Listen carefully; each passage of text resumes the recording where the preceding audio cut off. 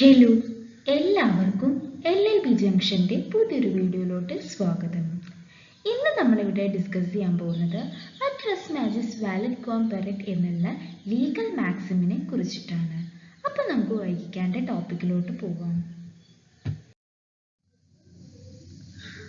Address matches valid കോംപെറേറ്റ്, ഈ ഒരു legal മാക്സിമിന്റെ അർത്ഥം എന്താണെന്ന് വെച്ചാൽ, ഒരു കാര്യത്തിനെ ഇൻവാലിഡേറ്റ് ചെയ്യുന്നതിലും നല്ലത് അതിനെ വാലിഡേറ്റ് ചെയ്യുകയാണ് എന്നുള്ളതാണ്. അതായത് ഒരു പെർട്ടിക്കുലർ കാര്യത്തിനെ അസാധുവാക്കുന്നതിനേക്കാട്ടിലും നല്ലത് അതിനെ പ്രവർത്തനക്ഷമമാക്കുന്നതാണ് നല്ലത് എന്നാണ് ഈ ഒരു മാക്സിം മുന്നോട്ട് വെക്കുന്ന ഐഡിയ. ലെജിസ്ലേച്ചർ ആണ് ലോ മേക്കിംഗ് ബോഡി എന്ന് പറയുന്നത്. ആൻഡ് അവരുണ്ടാക്കിയിട്ടുള്ള ലോ ഇന്റർപ്രറ്റ് ചെയ്യുന്നത് ആരാണ്? ജുഡീഷ്യറിയാണ്. So while interpreting any provision, the court should not lean towards a construction that renders any provision or the statute void or futile. ഇവിടെ പറയുന്നത് എന്താണെന്ന് വെച്ചാൽ, കോടതി അതല്ലെങ്കിൽ ജുഡീഷ്യറി ഏതെങ്കിലും ഒരു പ്രൊവിഷനെ വ്യാഖ്യാനിക്കുന്ന സമയത്ത് ആ ഒരു പെർട്ടിക്കുലർ പ്രൊവിഷനെയോ അതല്ലെങ്കിൽ അതിൽ ഉൾപ്പെട്ടിട്ടുള്ള പ്രൊവിഷനെയോ അല്ലെങ്കിൽ സ്റ്റാറ്റ്യൂട്ടിനെയോ ഒന്നും ഒരിക്കലും അസാധുവാക്കുന്ന രീതിയിലുള്ള ഒരു നിയമനിർമ്മാണത്തിലോട്ട് അവർ പോകാൻ പാടില്ല എന്നാണ് ഇവിടെ പറയുന്നത്. അതായത് കോർട്ട് ഒരു പെർട്ടിക്കുലർ പ്രൊവിഷനെ ഇന്റർപ്രറ്റ് ചെയ്യുന്ന ടൈമിൽ ഒരിക്കലും ആ പ്രൊവിഷനിൽ പറഞ്ഞിട്ടുള്ള കാര്യം അതല്ലെങ്കിൽ ആ സ്റ്റാറ്റ്യൂട്ടിൽ പറഞ്ഞിട്ടുള്ള ഒരു കാര്യം വോയിഡ് ആക്കുന്ന രീതിയിലുള്ള ഒരു കൺസ്ട്രക്ഷനിലോട്ട് പോകരുത് എന്നാണ് ഈ ഒരു മാക്സിം മുന്നോട്ട് വെക്കുന്ന idea. Hence, whenever the words used in a provision are imprecise, uncertain, and unambiguous, thereby leading to the possibility of alternative constructions, then the court should construe the provision in such a manner that none of the provisions of the statute is turned inoperative. So, ഇപ്പോൾ ഒരു സ്റ്റാറ്റ്യൂട്ടിലുള്ള words ഇംപ്രിസൈസോ അതല്ലെങ്കിൽ അൺസർട്ടൈനോ അല്ലെങ്കിൽ ambiguous ആയിട്ടോ ഇരിക്കുകയാണെന്ന് വിചാരിക്കുക. അതായത് അതിൽ പറഞ്ഞിട്ടുള്ള കാര്യങ്ങൾ വേർഡ്സ് കൃത്യമല്ലാതെ ഇരിക്കുകയാണ്, അതല്ലെങ്കിൽ അനിശ്ചിതത്വത്തിൽ ഇരിക്കുകയാണ്, അതല്ലെങ്കിൽ അവ്യക്തമായിട്ട് ഇരിക്കുകയാണ്. സോ അങ്ങനെ വരുന്ന രീതിയിൽ സാധാരണ രീതിയിൽ എന്ത് ചെയ്യണം?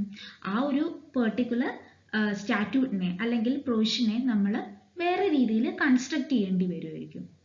സോ ഇങ്ങനെ വരുന്ന സന്ദർഭത്തിൽ നമ്മുടെ കോടതി എങ്ങനെയാണ് അത് കൺസ്ട്രക്ട് ചെയ്യേണ്ടത്? ആ നിയമത്തിലെ വ്യവസ്ഥകളൊന്നും പ്രവർത്തനരഹിതമാകാത്ത വിധത്തിൽ വേണം നമ്മുടെ കോർട്ട് എന്ത് ചെയ്യേണ്ടത്? ആ ഒരു പെർട്ടിക്കുലർ സ്റ്റാറ്റ്യൂട്ടിനെ കൺസ്ട്രക്ട് ചെയ്യാൻ പാടുള്ളൂ എന്നാണ് ഇവിടെ പറഞ്ഞിട്ടുള്ളത്. സോ ചുരുക്കി പറയുകയാണെന്നുണ്ടെങ്കിൽ ഈ ഒരു ലീഗൽ മാക്സിം പറയുന്നത് എന്താണെന്ന് വെച്ചാൽ, ഒരു പെർട്ടിക്കുലർ സ്റ്റാറ്റ്യൂട്ട് ഇംപ്രിസൈസ് അതല്ലെങ്കിൽ അൺസർട്ടൈൻ അല്ലെങ്കിൽ ആംബിഗസ് ആയിരിക്കുന്ന സമയത്ത് കോടതി അതിനെ കൺസ്ട്രക്ട് ചെയ്യണം. അതായത് അതിനൊരു ഓൾട്ടർനേറ്റീവ് കൺസ്ട്രക്ഷൻ കൊടുക്കണം എന്തായാലും. സോ അങ്ങനെ കൺസ്ട്രക്ട് ചെയ്യുന്ന സമയത്ത് ഒരിക്കലും ആ ഒരു പെർട്ടിക്കുലർ സ്റ്റാറ്റ്യൂട്ടിന്റെ ഉള്ളടക്കം അതല്ലെങ്കിൽ ആ സ്റ്റാറ്റ്യൂട്ടിൽ പറഞ്ഞിട്ടുള്ള കാര്യങ്ങൾ ഇന്നോപ്പറേറ്റീവ് ആക്കരുത്. നേരെ മറിച്ച് അവരത് കൺസ്ട്രക്ട് ചെയ്യുന്ന സമയത്ത് ആ ഒരു പെർട്ടിക്കുലർ സ്റ്റാറ്റ്യൂട്ട് ഓപ്പറേഷനിൽ വരത്തക്ക രീതിയിൽ വേണം അവരത് കൺസ്ട്രക്ട് ചെയ്യാൻ എന്നാണ് ഈ ഒരു പെർട്ടിക്കുലർ മാക്സിം മുന്നോട്ട് വെക്കുന്ന idea. The maxim "Utrus magis valid quam peret" is based on the following principles and presumptions. താഴെ കാണുന്ന പ്രിൻസിപ്പിൾസിന്റെയും പ്രിസംഷൻസിന്റെയൊക്കെ ബേസിലാണ് ഈ ഒരു പെർട്ടിക്കുലർ ലീഗൽ മാക്സിം നിലനിൽക്കുന്നത്. അപ്പൊ നമുക്ക് ആ പ്രിൻസിപ്പിൾസും പ്രിസംഷൻസും എന്തൊക്കെയാണെന്ന് നോക്കാം. ഫസ്റ്റ് വൺ എന്ന് പറയുന്നത്, ഈ statute should not be declared void for sheer vagueness. അതായത് ഒരു സ്റ്റാറ്റ്യൂട്ടിൽ പറഞ്ഞിട്ടുള്ള ചില കാര്യങ്ങൾ അവ്യക്തമാണ് എന്ന് പറഞ്ഞുകൊണ്ട് ആ സ്റ്റാറ്റ്യൂട്ടിനെ മൊത്തമായിട്ട് നമുക്ക് വോയിഡ് ആയിട്ട് ഡിക്ലെയർ ചെയ്യാൻ പറ്റില്ല എന്നാണ് ഇവിടെ പറഞ്ഞിട്ടുള്ളത്.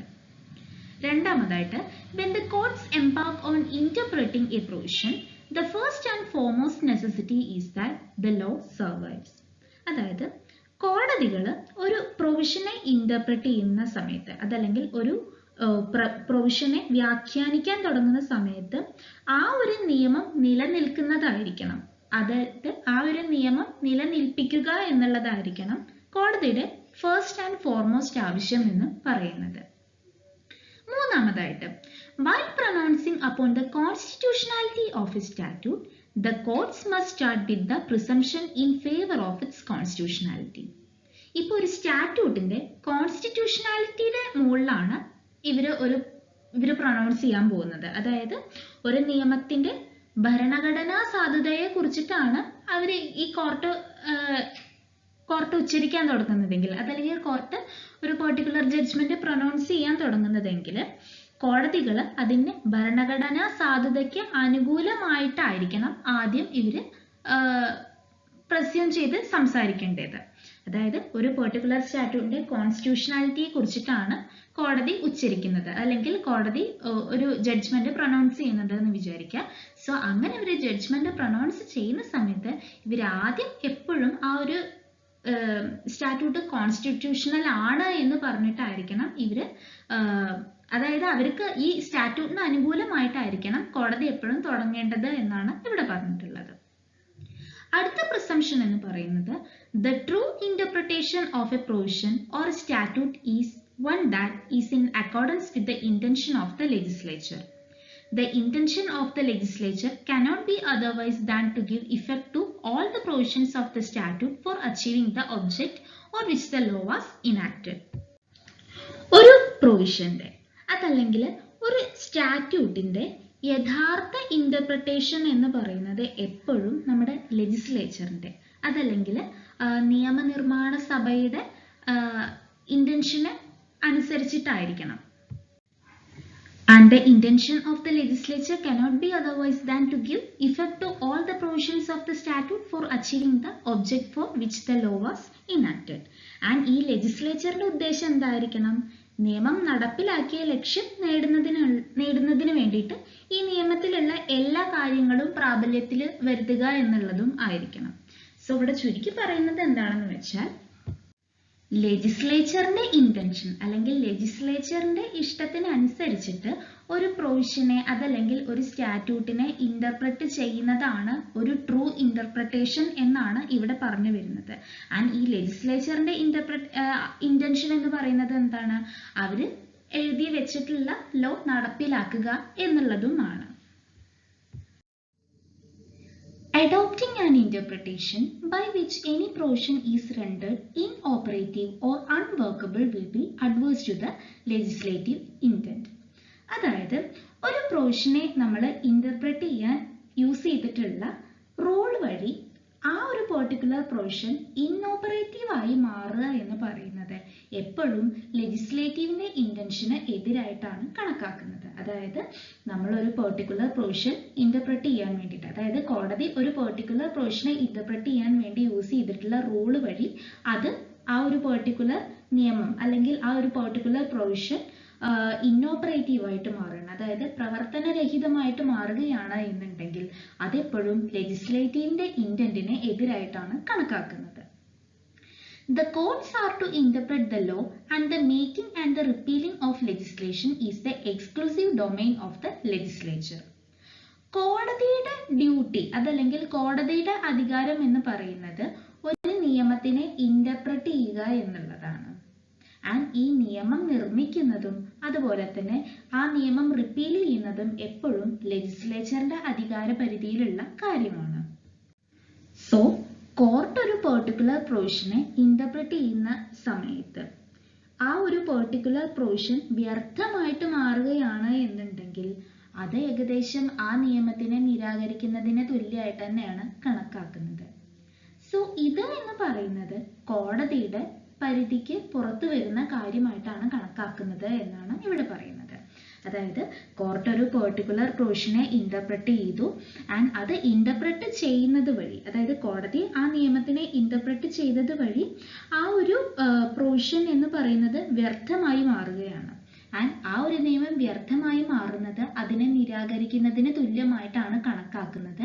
ആൻഡ് ഈ ഒരു പെർട്ടിക്കുലർ കാര്യത്തിനെ കോടതിയുടെ ജൂറിസ്ഡിക്ഷന് പുറത്തുള്ള കാര്യമായിട്ടാണ് കണക്കാക്കുന്നത്.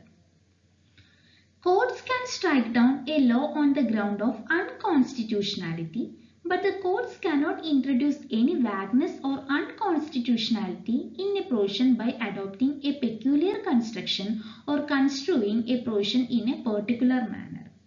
അതായത് ഒരു നിയമം ഭരണഘടനയ്ക്ക് എതിരാണ് അതല്ലെങ്കിൽ ഒരു പെർട്ടിക്കുലർ സ്റ്റാറ്റ്യൂട്ട് അല്ലെങ്കിൽ പ്രൊവിഷൻ എന്ന് പറയുന്നത് അൺകോൺസ്റ്റിറ്റ്യൂഷണൽ ആണ് എന്ന് കണ്ടുകൊണ്ട് കോടതിക്ക് എന്ത് ചെയ്യാം, ആ ഒരു നിയമത്തിനെ സ്ട്രക്ക് ഡൗൺ ചെയ്യാനുള്ള അധികാരമുണ്ട്. ബട്ട് ഒരു പ്രത്യേക രീതിയിലുള്ള കൺസ്ട്രക്ഷൻ യൂസ് ചെയ്തുകൊണ്ട് അതല്ലെങ്കിൽ ഒരു പെർട്ടിക്കുലർ മാനറിൽ ആ ഒരു പ്രൊവിഷനെ ഇന്റർപ്രറ്റ് ചെയ്തിട്ട് ആ ഒരു നിയമം അൺകോൺസ്റ്റിറ്റ്യൂഷണൽ ആയിട്ട് മാറുകയാണ് എന്നുണ്ടെങ്കിൽ അതിന് ഒരിക്കലും അൺകോൺസ്റ്റിറ്റ്യൂഷണൽ എന്ന് പറഞ്ഞുകൊണ്ട് കോടതിക്ക് സ്ട്രക്ക് ഡൗൺ ചെയ്യാനുള്ള അധികാരമില്ല എന്നാണ് ഇവിടെ പറയുന്നത്. ഞാൻ ഒന്നും കൂടിയും പറയാം, ഭരണഘടനാ വിരുദ്ധതയുടെ പേരിൽ കോടതിക്ക് എന്ത് ചെയ്യാം, ഒരു പെർട്ടിക്കുലർ നിയമത്തിനെ നിരോധിക്കാൻ കഴിയും.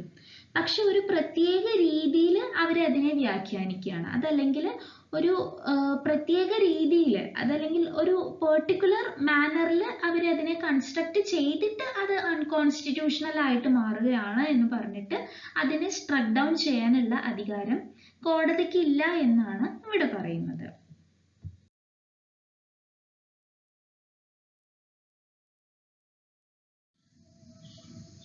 ഇന്നത്തെ ഈ വീഡിയോ നിങ്ങൾക്ക് എഫക്റ്റീവായി തോന്നിയെങ്കിൽ വീഡിയോ ലൈക്ക് ചെയ്യാനും ഷെയർ ചെയ്യാനും മറക്കരുത്.